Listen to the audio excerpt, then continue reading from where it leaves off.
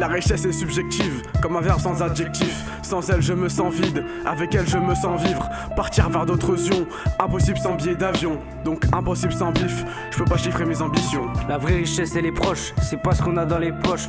Comment prendre soin des siens quand on a rien c'est hoche. Rester près de ceux qui nous sont chers, on rembourse pas les gens qu'on perd. Les bras d'une mère, le respect du père, sans ça je suis du père. Ce qui m'enrichit, ce sont mes contacts avec les autres. C'est la rencontre, les nouvelles rencontres, c'est les liens que je peux créer avec mes amis, ma famille et les êtres qui m'en sont chers. Là où l'argent règne, la richesse éblouit, entre être et paraître. Elle rapproche les amis et un peu plus les traîtres. L'argent promet le bonheur, la vie sans souci. Elle possède les hommes et abîme ceux qui l'envient. Les poches remplies de bif, y'a plein de façons d'être riche. Les frères, les poteaux, même les faux, les histoires d'amour dépressif. L'argent et la haine, un mélange explosif. Mais je préfère parler d'amour parce que c'est plus constructif. L'apaisement, la joie d'être entouré de personnes ou dans un lieu qu'on aime, ça c'est une richesse pour moi. Enfin, je le vois comme ça. La véritable richesse, un accès au bonheur. Je sais, je me répète, quand viendra ma bonne heure. Tout maille mérite salaire, tout peine mérite sa larme. Plus confiance en ma mère qu'à l'ascenseur social.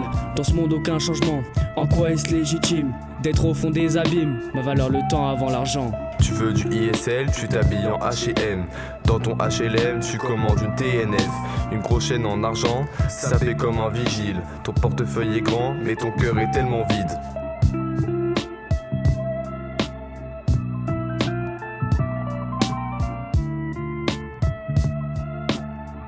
Qu'est-ce qui nous enrichit? C'est le contact avec mes élèves, c'est mon travail qui m'enrichit énormément, c'est tout ce que je vais pouvoir faire autour, mes sorties, sorties culturelles, mes amis, beaucoup, ma famille. Tout ça, c'est ma richesse. Les gens qui m'entourent. J'ai pas de problème d'argent, mais c'est pas ça qui va me procurer la richesse. C'est pas tant l'argent qui enrichit. Ce qui m'enrichit, c'est davantage ce qui rend une vie riche, c'est davantage les expériences qu'on peut faire, des rencontres avec des gens, des idées, des connaissances, l'impression de vivre des moments précieux. Moi, quand je fais le bilan de la vie, il n'y a jamais aucun objet ou aucun service qui m'a rendue aussi heureuse que des moments que j'ai passés avec des gens ou des moments forts que j'ai l'impression d'avoir vécu. La culture, la connaissance, le fait de partager les savoirs. Moi, c'est surtout ce qui compte pour moi, partager les savoirs. Moi, ce qui m'enrichit, c'est les rencontres et la diversité culturelle, je dirais, dans le monde. Globalement, après, ce qui enrichit, c'est le fait de passer des bons moments avec des personnes qu'on aime.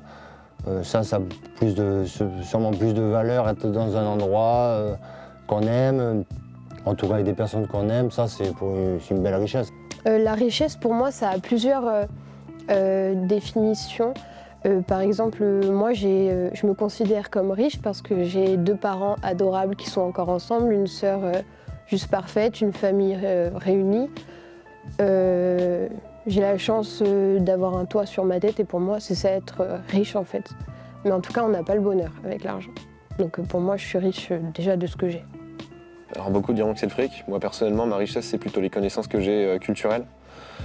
Que ce soit musicale comme je disais ou cinématographique. Mais pour moi ma richesse c'est ma connaissance. La pauvreté selon vous est-elle un frein à l'accès au savoir? Je pense qu'on met assez en œuvre des choses pour que même si on n'a pas forcément d'argent, on peut quand même découvrir beaucoup de choses. Comme je parlais tout à l'heure, découvrir des personnes, c'est de la richesse. On essaye, notamment au niveau de l'éducation, de trouver des solutions pour réduire ces inégalités-là, permettre l'accès au savoir à tous, mais je pense qu'il y a encore beaucoup de choses à faire et du chemin à parcourir. Ouais. D'une certaine manière, oui, puisque si on ne peut pas accéder à des choses payantes, c'est difficile, mais on peut toujours trouver des solutions, des moyens. Donc je roule pas sur l'or pour faire vivre, quoi. Et toutes mes connaissances culturelles, je les ai acquises grâce aux aides de l'État, grâce aux aides en général, ou même mes connaissances musicales qui font techniquement personne. J'estime que ma culture fait partie de moi. Je les ai acquises grâce au streaming en ligne, tout ça, et c'est des choses qui sont pas forcément payantes. Vouloir apprendre. Enfin, moi, personnellement, c'est ma volonté qui m'a poussé à apprendre plus sur la culture en général. Et j'ai pas forcément eu besoin d'argent pour en apprendre plus, même si effectivement ça aide. Alors la pauvreté est un frein à l'accès au savoir parce qu'il y a beaucoup d'objets culturels qui sont accessibles que si et seulement si on en a les moyens. La pauvreté, ça renvoie aussi à l'idée que voilà, il faut vivre. Hein. Et les besoins fondamentaux, s'ils ne sont pas assouvis, c'est difficile d'aller ensuite vers ce qui est culturel. La société dans laquelle nous vivons nous permet-elle de réduire les inégalités entre les riches et les pauvres? Elle est plutôt en train de les agrandir. Si on regarde les statistiques actuelles, que ce soit en France ou dans les autres pays, on est en train d'augmenter les inégalités et le fossé entre les plus riches et les plus pauvres. Donc là, non, clairement, elle ne nous permet pas aujourd'hui de réduire les inégalités. Au contraire, elle les creuse, elle les augmente. Donc non, mon sentiment en tout cas, c'est que non, on ne fait pas réellement ce qu'il faut pour réduire les inégalités. On est tous très conscients que l'ascenseur social ne fonctionne pas comme il devrait fonctionner. Oui, je pense qu'il y a une espèce de déterminisme social qui fait que beaucoup de gens n'arrivent pas à vaincre, on va dire, ou à sortir de la pauvreté. Alors c'est pas selon moi, là encore, c'est selon toutes les statistiques. Là, les inégalités, elles augmentent dans le monde. Elles augmentent dans tous les pays et en France, elles ont cessé de se réduire depuis les années 80.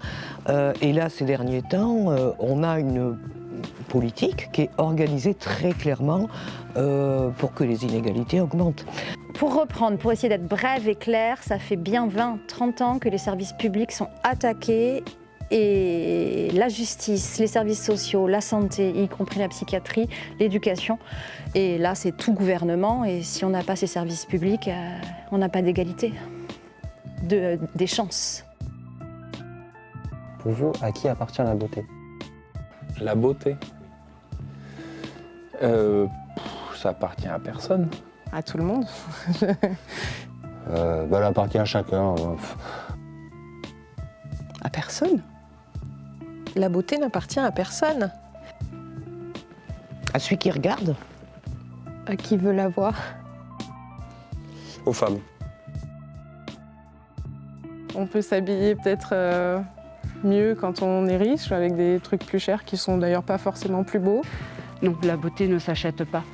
Il faut savoir être beau par nos actes aussi, il n'y a pas que physiquement, mais par nos actes, par notre façon d'être. Je pense que là, pour le coup, on est assez égaux, les êtres humains. Qu'on soit riche ou qu'on soit pauvre, on a des parts sombres et on a des parts de lumière. Donc on a nos défauts et on a nos qualités.